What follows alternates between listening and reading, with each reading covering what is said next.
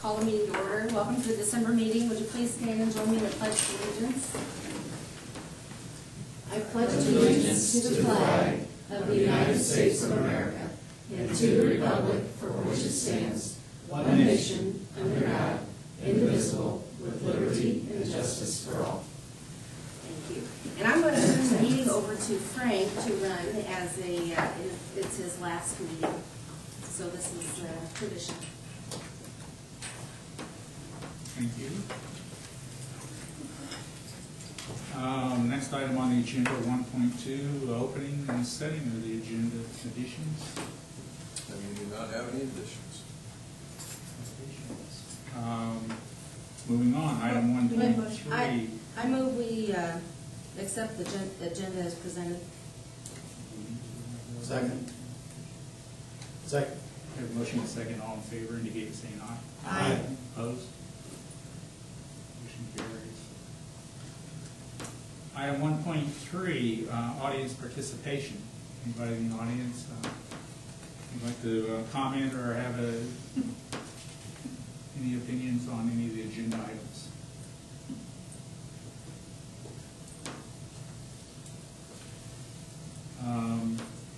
Item 2, consent agenda. Anything on the consent agenda? I'd just like to point out that we have several teachers in there that have given us notification of their retirement at the end of the year, and we'd like to certainly thank them for their tenure at Plymouth Community School.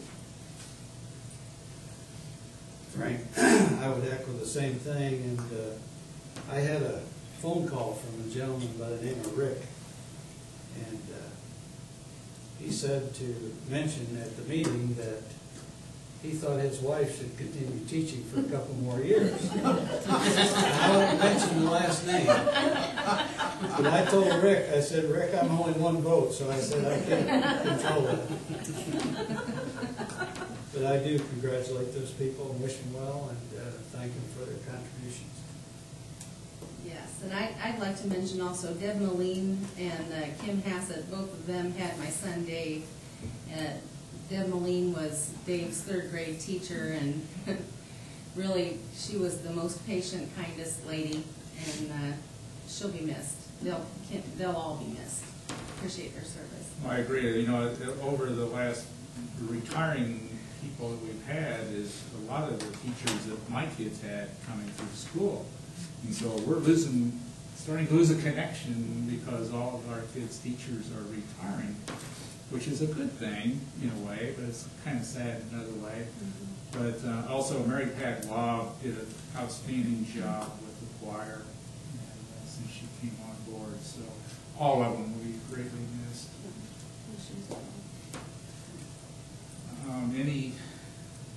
Any other comments on the agenda? Anything, items that people want to pull out?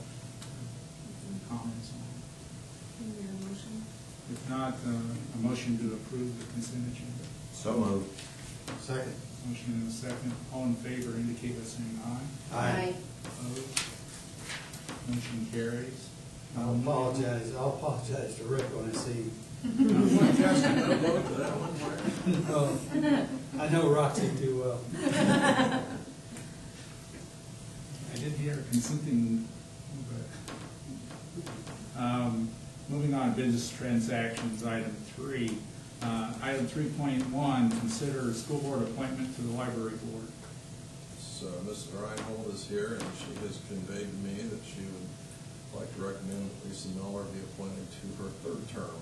Third term. At the library. That she does an outstanding job, never misses a meeting, and is serving as secretary of the library board. Great. I would make that recommendation. I'd so move. Second. Motion second. Comments, Susie, or anything other than what Dan? I think Dan said it all. Lisa really is a very dedicated board member. She never misses a meeting, and you know, you haven't seen her kids in the school system yet because they're just little. They're like 3 and 5, or maybe 2 and 4. So wait till you see them. They're dynamite. On their schedule, right? Yeah. Thank Very you. good. We have a motion and a second. Everybody in favor indicate by saying aye. Aye. Opposed? Motion carried. Item 3.2 is an item that was tabled at our last board meeting, and that was to make an appointment to the redevelopment commission. I move we bring this item off the table. Second. Second. All in favor, indicate by saying aye. Aye. And I'll volunteer to do it. So we're gonna need a motion from somebody. I can't move that I volunteer. So moved. Second. It's not often that we get a volunteer. Congratulations. Congratulations, Melissa. Thank you. We better say, we better act on the motion. Motion and second. Yeah. And all in favor, indicate by saying aye. Aye. Opposed? No, I Motion carried. I suppose I could have moved.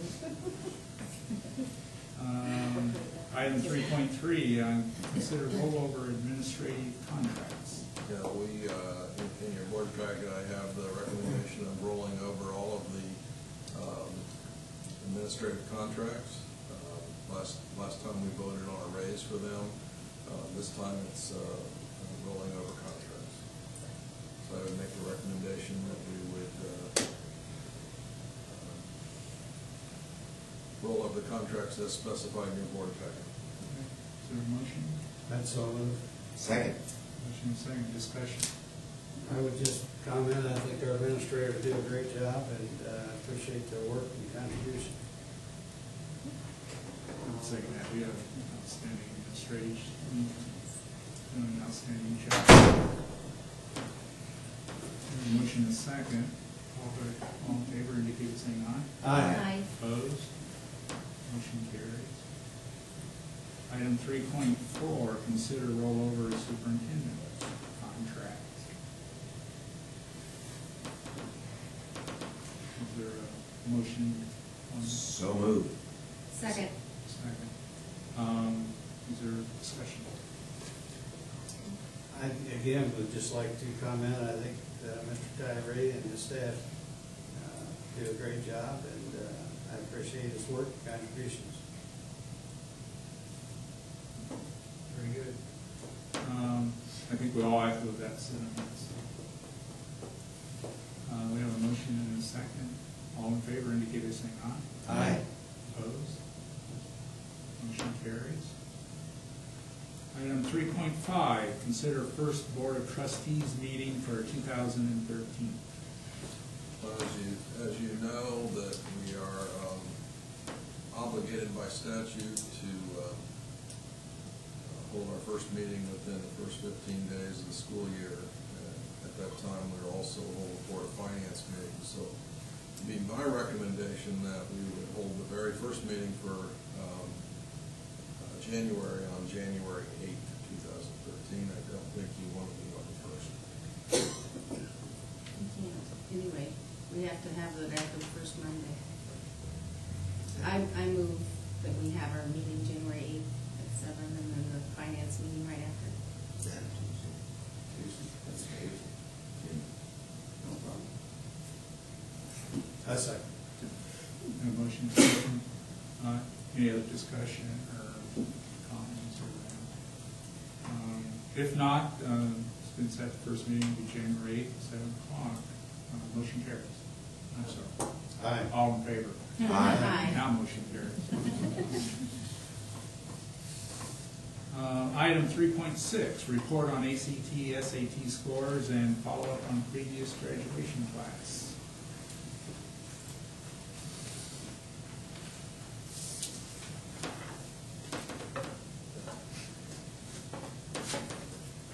I know this is the favorite report every year, isn't it? I'm so looking forward to this. Okay, well, I know you have all the information before you. We'll just go through it. If you have any questions, stop me at any time. I want to remind you that just like every year, a college board and ACT organization have provided us with this information. And that they specifically point out how you should consider this data. So similar to what we've done every year. I do want to point out too that the number of test takers that we have has increased every year, and that is one of our goals, is that we have more of our kids take it. With the class of 2012, we had 146 students take the test, which was 68% of the class. So pretty proud of that. And 73%, I'm sorry, 73 students took the ACT, which is 34% of the students. If you remember last year, I told you that we were going to be a site for the ACT, and we were a site for the ACT for the first time. However, these students graduated the night before, so none of them took the test the next morning. So, I know you all know Mrs. Sheets. I want to introduce her and let you know that we have changed our caseload and how we're handling students this year. So she is officially the senior counselor. And any senior that you stop will tell you she emails them nonstop. So they will all be taking these tests, and she's chasing them down. So I know those numbers are going to go up even more. Remember, as we look at these, that we are not measuring growth of a particular cohort, that we're comparing back-to-back cohorts. So if you look at, we did change the report just a little bit, so we felt like maybe a 5-year average would be a good statistic to give you as we looked at the minutes. So let's get started by looking at our SAT scores. Again, let me explain to you how we decided whether something was significant increase or decrease. College Board reports their scores within a range, especially when they're talking about the PSAT scores. So according to them, if a student takes the test more than once and does nothing differently to prepare for that test, they'll probably fall in an 8-point range, 4 below, 4 above as to where they took it at any point. So we kind of used that when we were looking as to whether something was a significant increase or a decrease. So if we look at critical reading mean scores there, you can see that our average score for the class of 2012 was 492. And if you look at the 1-year difference, there's not much change overall there. Stayed relatively status quo. If you split it into males and females, the boys did decrease significantly, and the girls did increase significantly. However, if you look at our 5-year average, which we feel is a more accurate reflection of how we're doing overall as a school, shows that we are even with the state and only slightly below the nation in our critical reading scores there. Jumping down to the math then, I did color code that wrong, so I want to show you there that if we use our 4 above and 4 below there, that our males are not actually at a significant decrease by definition, but probably about status quo there. Overall, we did show good improvement, and the girls did significantly so in the math area there. Again, looking at the 5-year average, it shows that we are above the state and below the nation there. Our average for 2012 being a 505. Let's see, we can move on to our writing scores then. Again, we want to look at the females there, were actually should be color-coded in yellow. It's not significant change. We did have a drop. But remember, we are comparing apples to oranges sometimes in this writing assessment, particularly, especially if you look at what the prompt was and who took the test there. So the writing one, I feel, is a little bit harder to compare. But again, if you look at the 5-year average, which will probably give you a better idea of how we're doing overall, you can see that we are, again, above the state average there. So we have to look at that part of it. Other SAT data that goes with there that I give you most of the time here is the year in which the class of 2012 last took their SAT.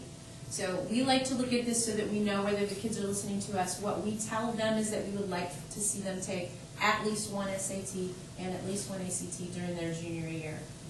Things have gotten a lot more competitive for admissions and scholarships, so we really do push them to have at least that, if not more, in their junior year. So this data helps Stacy and I know whether they're listening to us or not. And you can see that of the 146 test takers, 51 of them took their last test when they were a junior. 95 of them took their last test when they were a senior. We can attribute that to lots of different things, from kids who had already taken a test but felt like they needed a little bit higher score in order to get to a scholarship range to bump themselves into admissions at a more selective university. Those are the ones that we appreciate. Then there are the ones who maybe didn't pay attention to us when they were juniors and just got around to that first test when they were seniors, which is not unusual for kids to feel like they didn't feel like they were ready, but then as they come in for their senior interview at the beginning of the year, they're all jazzed to do what they need to do. And then the second chart there is just your score distribution. You can see that we did have a couple of kids fall in that 700 to 800 range in both critical reading and math, which we are excited about, but we understand that that's kind of above and beyond. I personally think I'm more excited about the fact that our kids are scoring in that 600 to 690 range more frequently than they have in the past. So we'll see some significant growth eventually, I think. How much does it cost to take the SAT now? It's 55, the ACT is 55. Is that a deterrent for kids, some of them, or do they have scholarships? Well, with our free reduced lunch population, we get waivers, and so I have pushed the SAT. We were at SAT site in November. We ran out of waivers, so we had to request more. We've already ran out of ACT site waivers for this year. So I really try to push our waivers for the kids that get reduced lunch, because those are the kids that don't have the money. So we've already requested from the state twice for more waivers, but. And College Board will tell you that they're concerned with the kids who use the fee waivers, is those kids statistically don't show up for the test as often. And so those waivers are wasted. So we're being real cognizant of who we give them to. Not, you didn't just qualify and handed it to you, but Stacy sits with them. You sit with me, and we're going to put it in here, and we're going to make sure you get it. And I believe we had everybody show up at our November, because we sent emails, we said, hey, don't forget, we had it on the I didn't announcement. actually drive around and pick them up, but we Well, it was real close, but, so we had all of our waivers show up on the November test, which was good. Any other questions about the SAT? Okay, then let's look at the ACT. Overall, you can see that our scores were relatively status quo, but we do want to point out again that our testing body did go up. We had 73 of the class of 2012 take the test, so we were pretty excited about that. You're going to see a significant jump next year, because we were a site, and we know a lot of them showed up, even though it was the day after graduation, and everybody was a little bit tired. Our 5-year average, I do want to point out, if we look at the 5-year average, our 5-year average is above the state and the nation in all 5 categories. Our kids do really well in the ACT. So another reason we were excited to be a site. And we're finding that the kids will tell you they just feel a little more comfortable sometimes in the ACT. And I know that it has a lot to do with the scoring. Remember that if the kid gets an answer wrong on the SAT, a quarter point is deducted. It's not in the ACT. So scoring has a lot to do with that. And then they just feel like with the addition of some science and some reading in there, it's a good test for them. We like to see that. So we're pushing that a little bit more on the ACT. If you look down then at the percentage of class of 2012 meeting college readiness benchmarks, remember that ACT establishes a college readiness benchmark score. And so they, in comparison to their part of the test, and the courses they would be taking at the college level, you can see that we do really well as far as reaching that college readiness rating. Now, as we have more kids take that test, you will see that our scores will be affected by that. But I still think they're going to do well, and we're looking forward to seeing how those come out for the next group. Amy, I know some states only do like the top 10 or 20%. You guys ever do that just to see where we would stack up with other states? Or I haven't done that recently. You mean as far as pulling the scores out? Right. I haven't done that recently.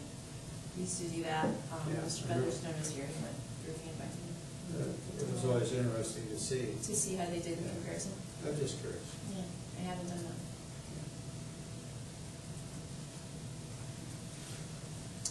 And then the last part there is our follow-up data from the class there. You can see that we had 216 graduates there. 116 of them entered a four-year college. 27, which is 54% of the class. 27 of them entered two-year colleges.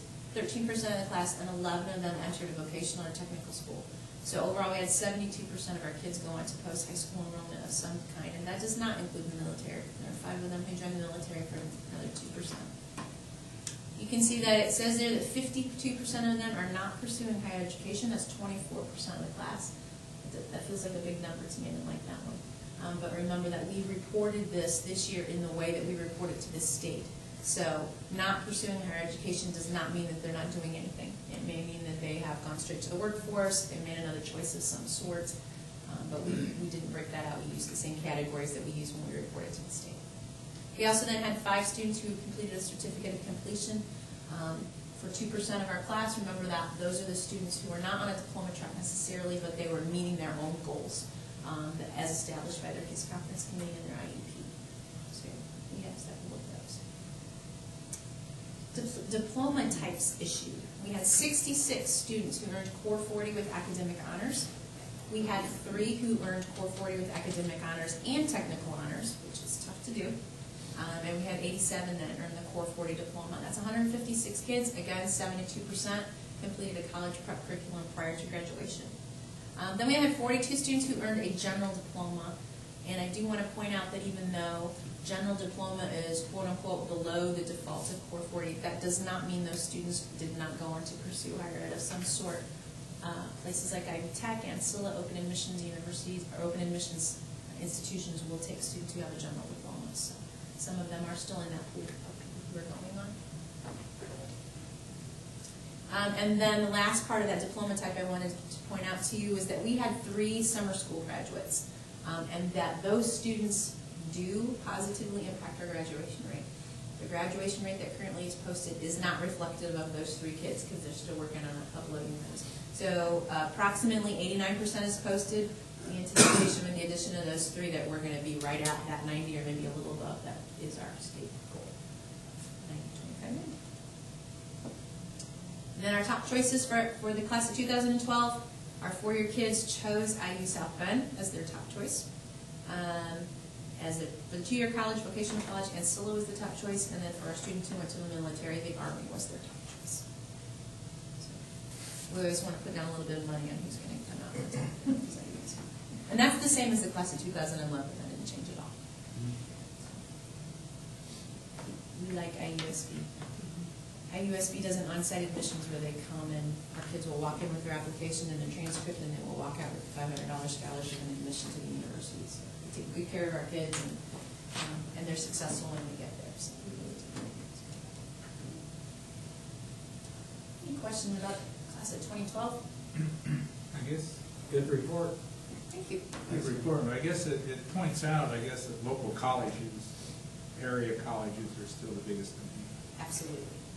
And I'm assuming that because of cost and all of that involved. But I guess it's a thing for the communities to keep in mind how important these universities are and that we have them. And like Ancilla is kind of almost like a hidden away that a lot of people aren't even aware of. But just an observation, I guess. Mr. Ringerson, we will pull out those top 10% kids next year. Their scores. Anything else? Thank you. You're welcome. Thanks, Amy. Thank you very much, Amy, Stacy, appreciate it. Kyle, that's why you're here. That's what I was underscore. He was afraid you were going to ask me a question that I can answer, so we can help you out.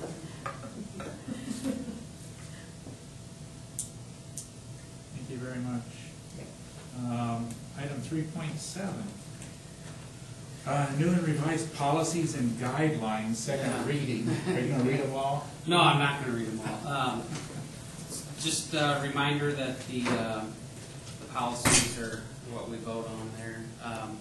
It's just a reflection that 2012, the Indiana legislature was really busy making a lot of these. Most of the policies really just reflect new legislation and making sure our policies are up to date. So, any questions over any of them?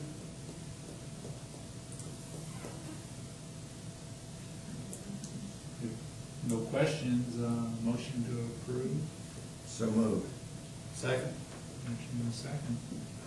All in favor, indicate by saying aye. Aye. Opposed? Motion carries. Item 3.8, E&L and migrant report. This one is pretty short for tonight.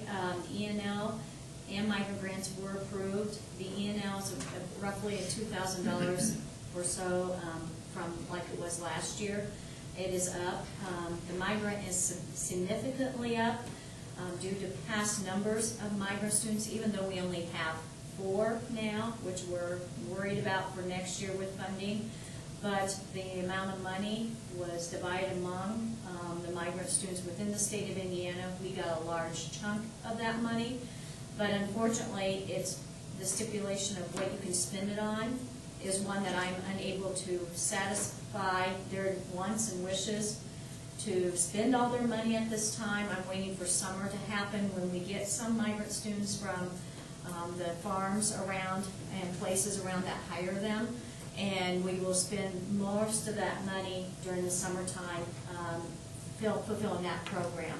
But there is a new position that you probably saw come across. It's called a parent liaison assistant, and that was due to the migrant grant, and they requested that I put that in there to help Norma because the reporting is becoming so overwhelming for the state on migrants and keeping close tabs on the MIDAS reporting and keeping close tabs during the summertime, that this person will also fulfill that need, but also to work with those 4 migrant students as well, so, and that family. So I just have that as my report. Do you have any questions? Questions? No? Okay, Thank you. Thank you. no problem. Item 3.9, end of year resolution to transfer funds and pre-write checks. Yes, I'd like to ask the board to approve this resolution. It's the resolution we do annually, as we do not have a board meeting until January 8th, and we need to close the books for the year, and we will need to make necessary transfers and write checks so that we don't have late fees. So moved. Second. Motion and second, discussion, questions? Something we do every year. All in favor indicate by saying aye. Aye. Opposed? Motion carries. Item 3.10, consider resolution and permission to advertise for temporary warrants.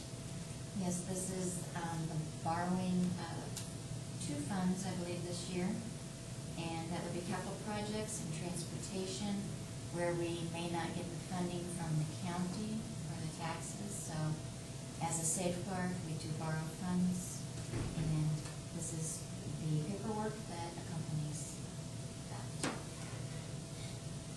Motion. So moved. Second. Motion and second, discussion, comments, questions?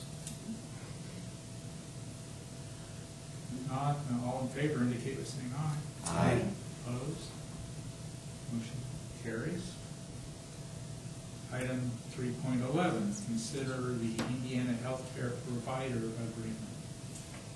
This is a requirement for Indiana Medicaid, and it's revalidating our Medicaid information and agreement with the state and the government, federal government. And basically, what we can do is get reimbursed for funds for what we spend on those that are Medicaid qualified that we educate in our schools. And it's a lovely, lengthy form. It was a lot of fun. So, and it's a requirement. It's Motion to approve. So moved. Second. Motion and second, discussion and comments.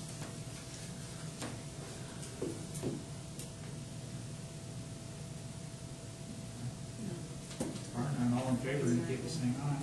Aye. Opposed? Motion carries. Item 4, under superintendent's remarks, Dan? Sure. 4.1, our commitment to students.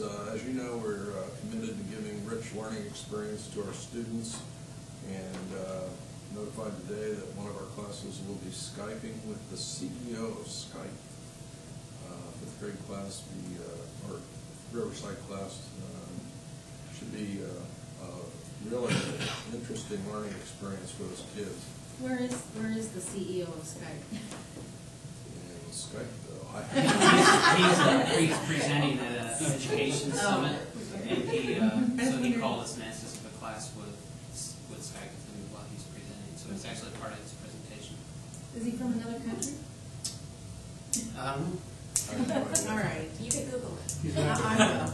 Yeah, we'll find He lives in the I thought it was Estonia, but Thought it was where? okay. Estonia, Oh. I'm not sure. 4.2, Carrie,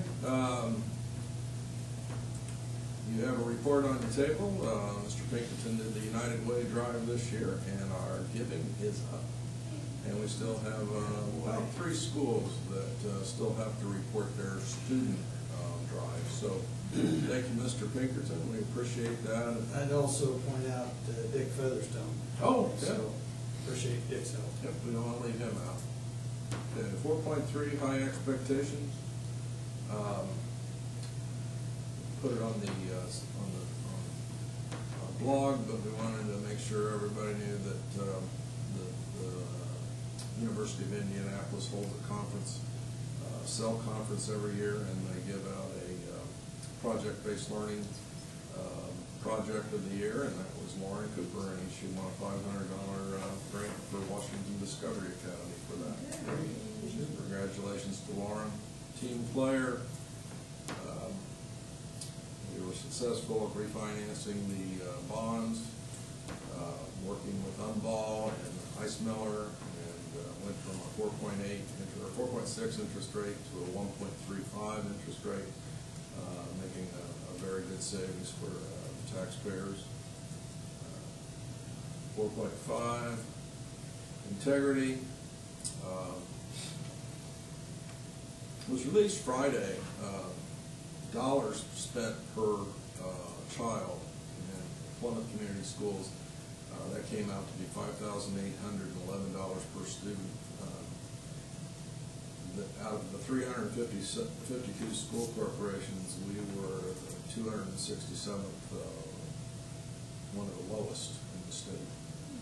The highest was $30,000 per student, was a charter school in Indianapolis, and the lowest was another charter school that was about $4,000 per child. The average was $6,400 per child, so we are significantly under that. I would say whether we're recognized by the Chamber of Commerce for that or not, we're certainly a best buy for our taxpayers. Enjoyment. We enjoyed a Blue Ribbon Banquet on Friday to celebrate Webster's being named a National Blue Ribbon School, and this is pretty heavy, but this is a wall plaque that will be permanently affixed to the walls of Webster School for their outstanding achievement. And this brings us to 8 years of service to a friend and a public servant, Frank Brubaker. We're going to miss you, Frank. We appreciate the service. And we would like to present you with this small token of appreciation. And also, there's a plaque back there, and your name will be affixed to the plaque as a retired school board member. Thank you very much. Thank you. Thank you, Frank. I'd like to remind the board that December 12th, 3:30 in the Red Rock Cafe at the high school will be the Corporation Holiday Gathering. Our next board meeting and our Board of Finance meeting will be January 8th, 2013. Did I forget something? I'd like to introduce a lady in the back. Oh, okay, sure, absolutely. Go ahead and finish with you. That was it. I was whispering to Melissa, I want to introduce, this was on the consent agenda, and you consented for her to be employed here within Plymouth Schools. This is Denise George, and she's coming to us from Mishawaka. She is going to be our new school psych. We didn't know if there was one living and breathing around, and she answered our ad, and we are very pleased for her to be joining us. I hear wonderful things, so I think she's going to be a great asset to our corporation. So welcome, Denise. You did get approved. I'll be here good. Monday morning. Monday morning, ready to work. Excellent. And didn't get a call back from Mishawaka, so they're not imposing these sanctions of Yes. holding in 30 days, so. No, but the executive director of Human Resources, when I had my meeting Friday, told me that he wasn't for sure gonna let me go on Friday. And I told him that by all means, I would have all of my loose ends tied up, so he said he didn't see that as a problem. Okay, great. Fantastic. Then we'll see you Monday. Well, their loss is our gain. Correct. In the competitive world we have out there. And that's it. That's all I have. Questions for Dan? I don't have any questions, but I echo Larry, Frank. Thank you for your contributions and your dedication.